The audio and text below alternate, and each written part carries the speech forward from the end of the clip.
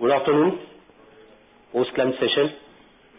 It is the most difficult session in terms of not the virtualization, in terms of the keeping the people awake and alert. So I think, so I'll try to make it more interactive so that we don't feel any heaviness or. Okay, so that was my first slide, first presentation where I talked about overall picture of virtualization. Now I will try to focus what is happening in open source area in terms of virtualization and little bit thinking beyond box virtualization and what are the different tools available from IBM which can give you the complete end-to-end virtualized solutions.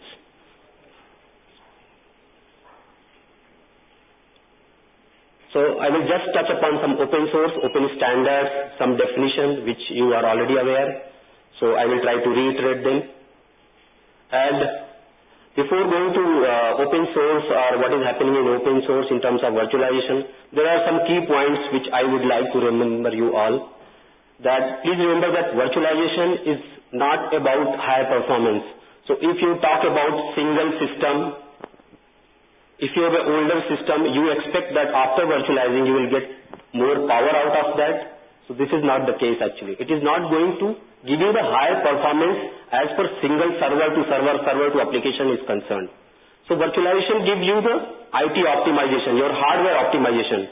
So whatever resource you have, if you take some of them after virtualizing, then you will get better performance. So overall throughput will increase. It is not that if any poor performer system is there and you will get any good performance after virtualizing it. So it gives you, in totality, it will give you the throughput improvement. Similarly, it will not overcome any weak server architecture. If you have any older server with some weaker architecture, so it will not improve the hardware architecture or any improvement into the hardware specification or anything.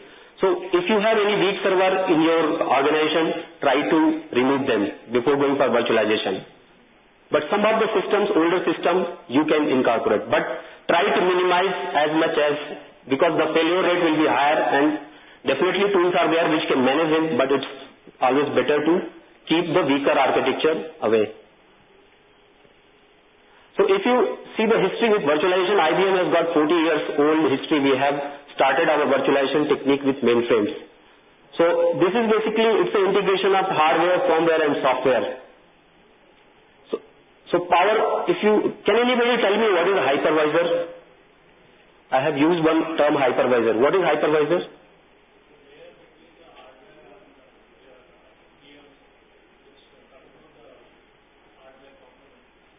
Exactly. So OS will not directly talk to the hardware. So there is a hypervisor, it's a piece of software which will sit on the top of the hardware and OS will directly not talk with the hardware. So it will give the control to hypervisor and then hypervisor will talk to the hardware. So this is very old technology and IBM has used it 40 years back in mainframes.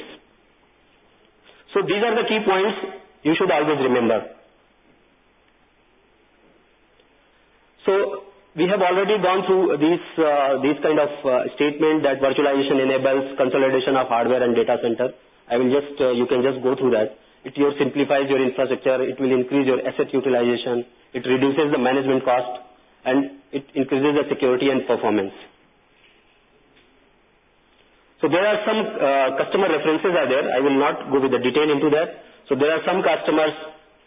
So before virtualization, what was the situation, what was the solution given to them, and what were the benefits they got.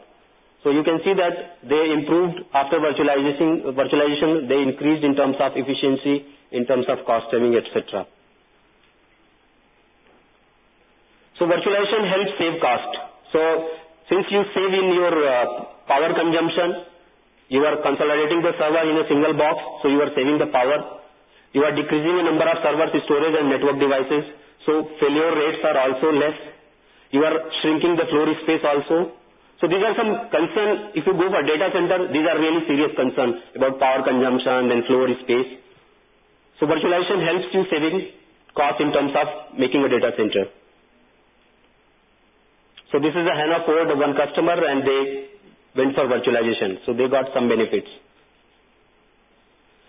The biggest advantage with virtualization is it can support heterogeneous environment, and it gives you the freedom from vendor lock-in. So you are not dependent on any single vendor or any single system integrator. It gives you flexibility. So, and it supports the heterogeneous environment.